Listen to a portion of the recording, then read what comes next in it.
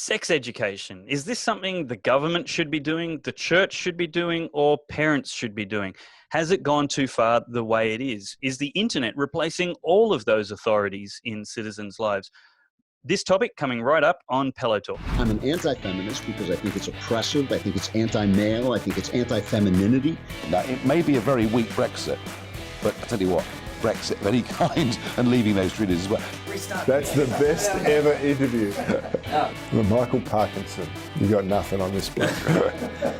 I've got to be in my bonnet about parental authority. It's something that I feel is incredibly important, and that we're at the point of the frog in the nearly boiling water. For a long time, it's being eroded and usurped, particularly by an ever-increasing size of government taking over the role of family authority, which is naturally designed by God. Whether you believe in God or not, it's clear that there's an ever-growing government education system which is going well beyond reading, writing, and arithmetic, and well into ideology and personalities. And these kind of values are probably not best implemented by a government for democratic reasons. If a government can train its next generation of voters, it's virtually guaranteed itself unlimited power simply by brainwashing them. What's the check and balance on a corrupt government with that kind of agenda? Individual authority, parental authority, family authority. Well, joining me today to discuss this is somebody who brought it to my attention. I subscribe to a bunch of leadership podcasts and blogs and newsletters, and Leadership Worx is one such ministry in New Zealand. Alan Vink is currently the Executive Director for Leadership Worx, and prior to this role, he was the Executive Director of the Willow Creek Association of New Zealand. He's also been a Baptist pastor for 23 years, a Bible college teacher, and a church consultant. Alan, welcome to Pellowe Talk. Thanks, Dave. Great to be here, and thank you for the opportunity. I love the work you're doing. Fantastic. Thank you. And it's a pleasure and a privilege to be co-laborers with you. So your email proposed that the church take back sex education. Tell me, what's the problem you've seen which you think needs a solution? Okay, so prior to pastoral ministry, I was actually a high school teacher.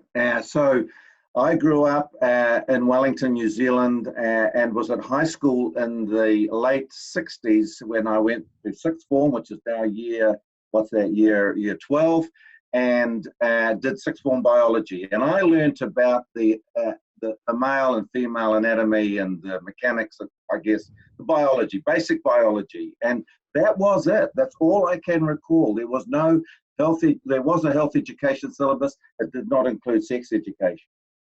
10 years later, I find myself back at the same school and an old boy teaching there.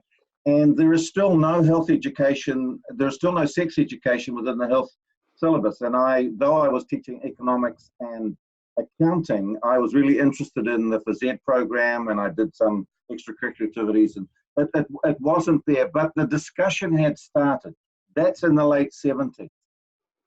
Since then, there has been a huge movement to do pretty much all of the sex education for teenagers at high school. With the advent of the internet and Google, we now have Google as from the data that I've read, Google appears to be the primary sex educator for pre-adolescent children and teenagers. And the bottom line is that the education they're getting there is not appropriate. It is secular. It is, it's based on this very secular notion, non-Christian notion. If it feels good, do it.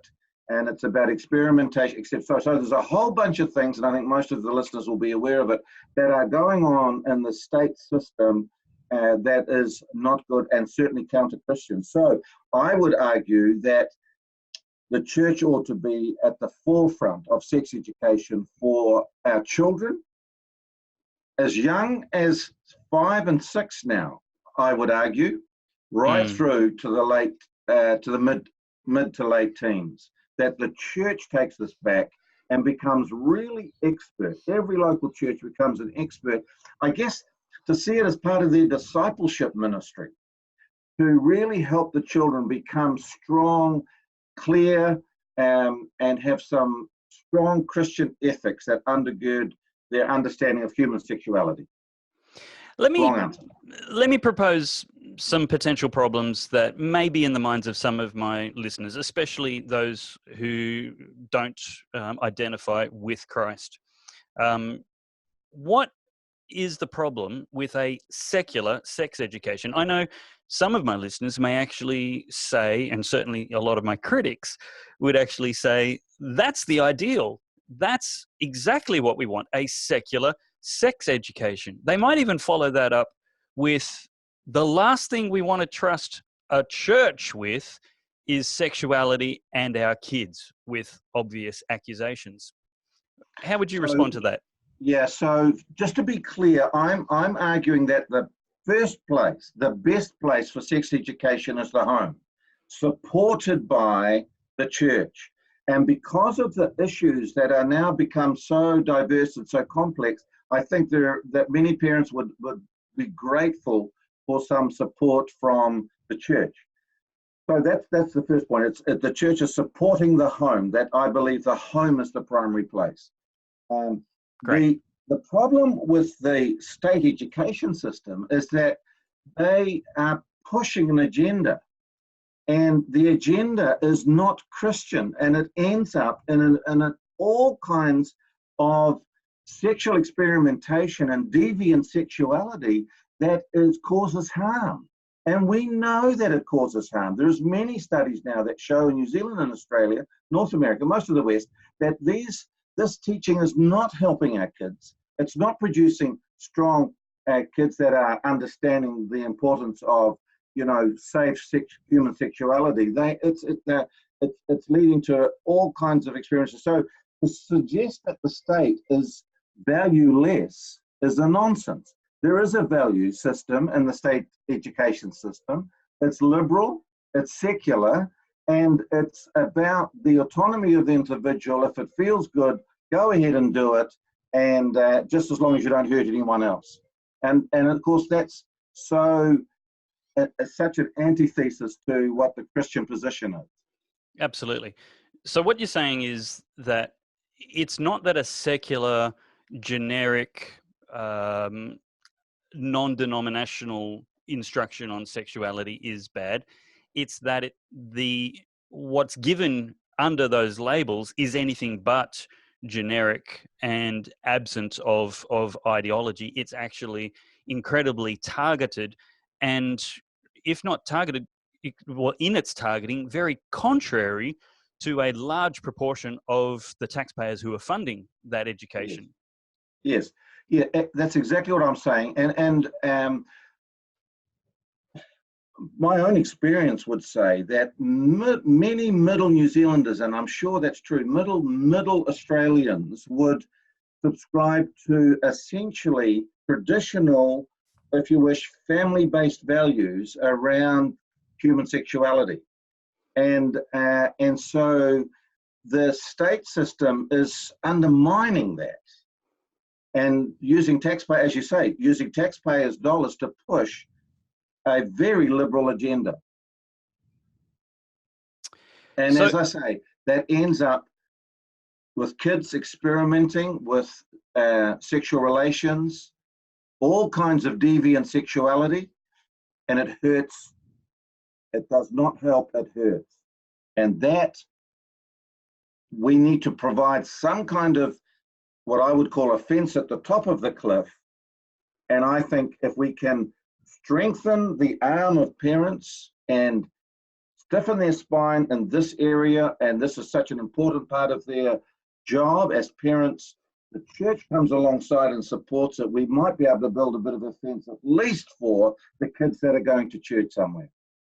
Yeah, certainly. And I do like what you're saying about, I agree, the church should be the resource for the parents. The parents should be the primary authority and influence in instilling values, the parents' values.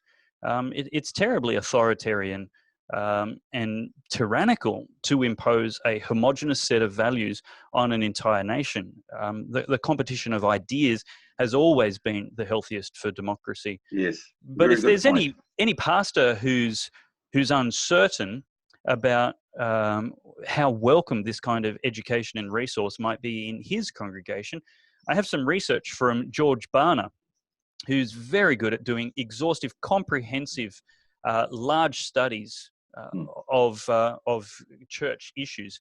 And they've actually done a great research on what issues people want to be taught about in congregations. And given the option of rating an issue as extremely important for a congregation to receive biblical teaching on, very important, somewhat important, not too important, or not at all important, 59% of people believe it's extremely important, and 27 believe it's very important for pastors to teach what the Bible teaches about sexual identity, which is... Well, that's like 90%, isn't it? 59 and 27's 60, 25. Yeah, we're getting close to 90%. Yeah. So this is congregations crying out for biblical teaching on, let's face it, sexual identity is a huge portion of sex education. It's gone, it is. as you said, it's gone long past the mechanics of how things work and general health instruction, and well into ideology. Yeah. Tell me, how do you think the resource would look like? Would it be Sunday morning delivered? Have you got any examples or bones that we can start building a body of sex ed curriculum on? Yes, look, I'm since writing this, and your interest has helped me think a bit more about it, but a couple of other bits of feedback I've had, I'm wondering whether I should do a little bit more work around maybe a suggested curriculum outline, and I'm thinking about that. But look, I think that preaching on Sunday mornings when the teenagers are generally in church for the sermon is actually very important. So every year without fail, I did a 4-week series on family life, and we covered marriage, we covered parenting, we covered some of the big issues of the day. So I think that is almost, for me, may I say it that strongly, it's not negotiable. 4 weeks a month. 4 weeks a year. I think beyond that, I think there are some wonderful opportunities for pastors to, and I do believe, can I just make a point here? I do actually think that senior pastors or sole pastors, they generally delegate the youth ministry to a youth pastor or a youth leader, volunteer youth leader, and that's fine. But I've been saying lately, senior pastors, why don't you show up at youth group from time to time? Sit yourself on a stool and just say to the kids, ask me whatever you want. Nothing's off limit. Ask me. And just for starters, I'm going to answer a question that my kids have asked me a lot, and start straight in. Go straight into a question around human sexuality. Great. And that starts, then the kids, okay, we're allowed to ask any question we want. Creating an environment where it's okay to ask whatever question you want. And that's so important. No question is off limit.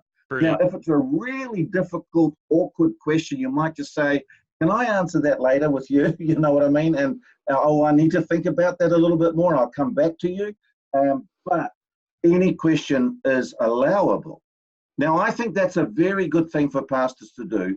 But they need to do their homework then, before they go and sit on the stool. I mean, otherwise they're going to look a little bit kind of like foolish. Sure. So there are some really good resources around, and in my blog I mentioned focus on the family. Let's talk about the resources in just a second. Okay, sure. But first, a word from our sponsor. We're going to talk about church resources and exactly how you can, the other things that are out there, the third-party books and videos and things that can be really useful in resourcing parents and churches to resource parents about this. But Alan, Vink and Leadership Worx are actually hosting the Church and State Summit tour to Auckland in February 2020. And the international speaker, author, and social commentator, Dr. Michael Brown, is coming to Australia and New Zealand. We're going to do a stop in Auckland and then Melbourne and then Sydney before the 2-day summit in Brisbane. So if you can make it to Brisbane, you really, really should. All the information is at churchandstate.com.au. And also there, you're going to be able to grab your tickets for all of them. Now, if you pay the full price ticket for the summit, you can also come to any one of the cities. We've had people in recent years come from New Zealand and Perth. And so you can actually come from your city and see it both. And that's no problem. But the tickets for just the tour stops are really cheap. And there's also great early bird specials on now if you're just coming to the summit.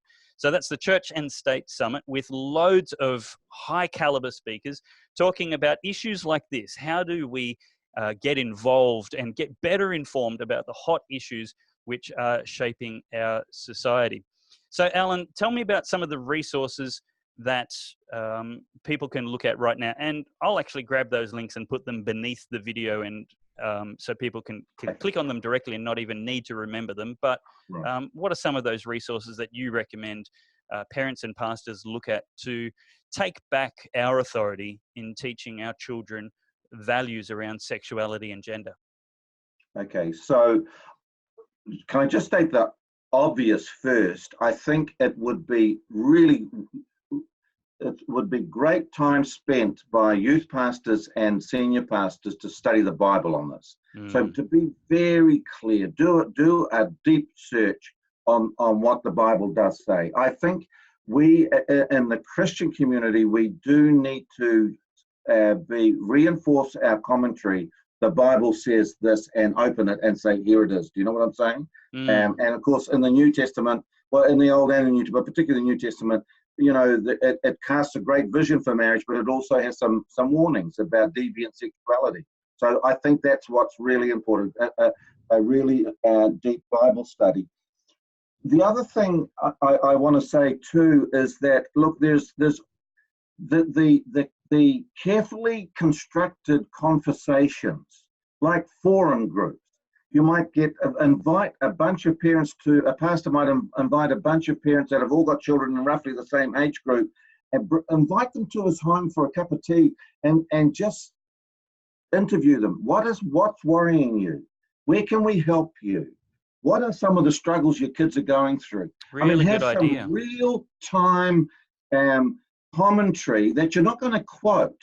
You're not even going to reference that you've had this particular meeting, but it informs your thinking. So you're talking to needs that are current in your church, not in someone else's church down the road, let alone over on the other side of the world. So what I would call focus groups, it would be really helpful. You know, you might get one for the sort of primary age children, one for the pre-adolescent children, one for the parents of teens, and then do the same with the teenagers. The teenagers can, you know, the schools are doing this all the time, for goodness sake. They're grabbing these teenagers and saying, what are your issues, you know? And in this environment, it can be very, very helpful. So I think that ongoing conversation, creating a climate in your church where this conversation is front and center, is hugely important, and that this is not a taboo subject. We will talk about it here, and we'll talk about it often. Why? Because the culture is talking about it often. Probably way too much, you know. And so we better start talking about it a lot more, and not be scared about that. Yeah. For the sake of our kids, Dave. For the sake of our kids. Absolutely. Oh my goodness! This tragic stories in my pastoral experience of kids that didn't adhere to those Christian principles and deviated, and this tragedies and the babies that were on and on it goes. You know the story. Anyway, coming back to some resource suggestion. Look, you can't go far wrong with the stuff that the McDowells have written. So that's Josh and his son Sean.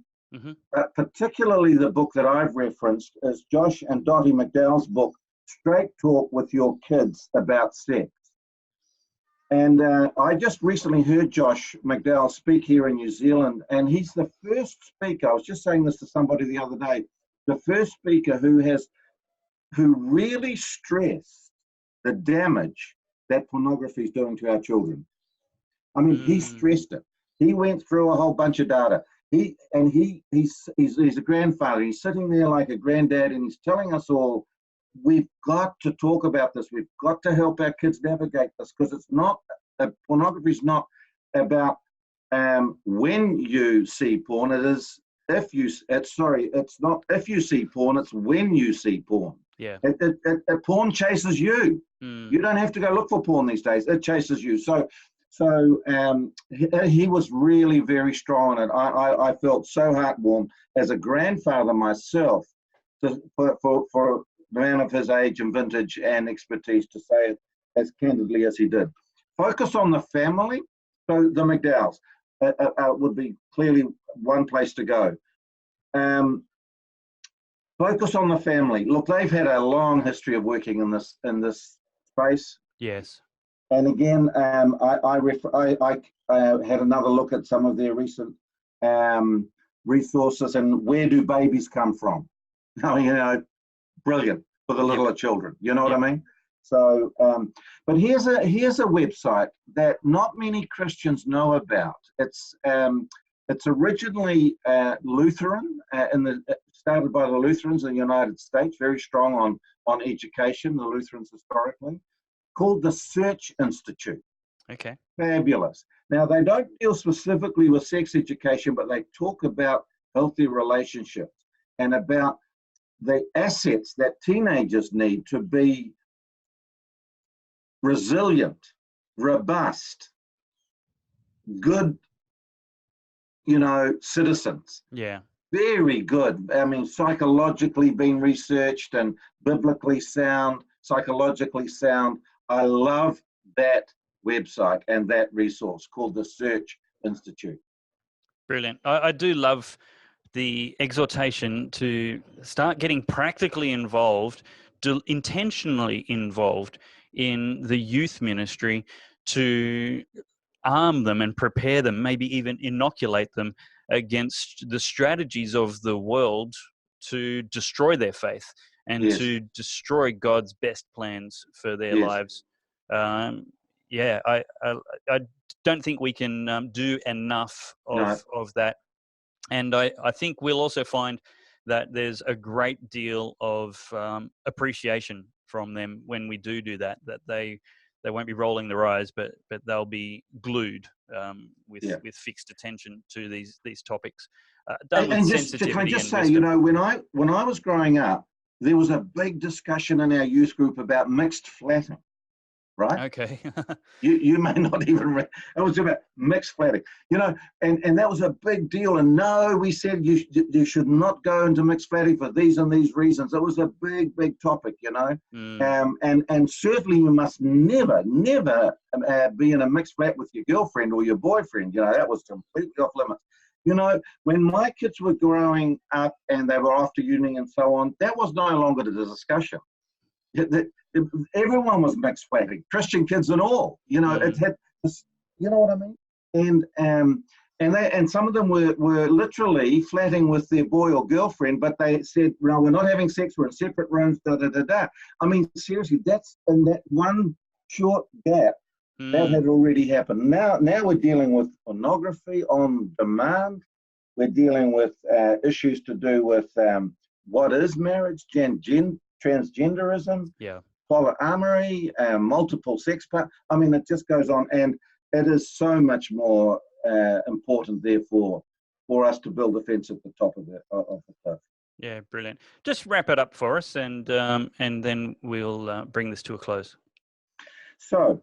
I hold I'm a grandfather now of 11 grandchildren under the age of 9. I worry about the world that they're growing up in, and I desperately want my 4 sons, 3 of them have these 11 children, to become, their wives, to become expert sex educators. And I'm going to broach that subject with them a little bit more. They're Christians. And I'm advocating that this is taken back by parents that the church, and particularly youth groups and pre-adolescent, pre-teen groups, really take this seriously, and that the church offers support and resources and whatever help is needed for youngsters growing up in the area of sex education. Can I just add this? I also believe that the church, the local church, should be the first port of call when marriages are in difficulty. Not the counselor's room, the church. It's a follow-on, it's a different topic, but I actually believe that very strongly as well. And again, if we talk about this from the pulpit and we have an open conversation about this on a regular basis, I see no reason why the church cannot be the first responder to marriage difficulties at the top of the hill rather than at the bottom. Yeah, no, it's a very interesting topic. Alan, thank you very much. Where can people find you on the interwebs? On the interwebs. It's at Leadership Worx. It's one word, works with an X, leadershipworks.org.nz. Are you on Facebook or Twitter? I am on Facebook, but my assistant does that. I'm sorry, I can't. I'm not Twittering, but I am on Facebook. By the way, Dave, this was part of a 3-part series that I did in my blog. They're on my website. The first one was Sex and 60, and that was reflecting on my 40th wedding anniversary, and how to stay pure within marriage. My second blog was on porn and purity for marriage, and this was my third one, Sex Edge for Christian. Brilliant. We'll put the links. We'll put the links to leadershipworks.org.nz in the description beneath this video and podcast, and we will also put the links to those specific articles and resources that we've mentioned. Alan Vink from Leadership Works, thank you so much for joining me on Pellowe Talk today. Thanks, Dave. Wonderful to talk. That's it for this episode of Pellowe Talk, but a reminder of exactly where you can get much more like this. Past episodes of Pellowe Talk are resources, not just old news. In fact, they're going to be things like this episode, which are just full of timeless information and wisdom that's very, very helpful for your journey. The website where you can get that is davepellowe.com. And you can also keep up with all of the updates and discussion. And why not join the conversation with comments about today's issue on the social media channels where you can find me, which is YouTube, Twitter, Instagram, Facebook, and all of those. Just search for Dave Pellowe. That's Pellowe. So head to the website, subscribe to the email updates, and don't forget to get updates from your favorite social media channel following at Dave Pellowe. Now, in February, please understand that this is going to be a huge, huge conference and summit. We've got international speakers, the best speakers from around Australia and New Zealand as well, contributing to your information and involvement in being an influence in culture. The purpose of the Church and State Summit is to arm Christians to influence culture. And this is a summit where the constant feedback is it's awesome for everybody, not just political nerds or theological nerds, but if you love your neighbor and you love the Word of God, you are going to love the Church and State Summit. So again, we've got tour stops in Auckland, Melbourne, Sydney, and a 2-day summit in Brisbane. And that's in the last week of February 2020. For more information, it would be a big favor to help us pay for the airplane tickets if you can actually buy your ticket now and take advantage of those early bird discounts and maybe make a donation on top. If you can go to churchandstate.com.au. Now, we're not just asking you to use your faith to help make this happen by buying your ticket now or donating extra. I'm making free tickets available. If you can't afford a ticket, we still want you to come. We don't want you to miss out. And so grab your ticket and use the code FAITH at the checkout, and you will get a 100% discount. We'll trust you to donate what you can, but nobody's watching, nobody's checking, because we don't want anybody to miss out. So I look forward to seeing you in the comments section, as well as at the Church and State Summit in Brisbane, or Auckland, Melbourne and Sydney in the last week of February 2020. And I'll talk to you later.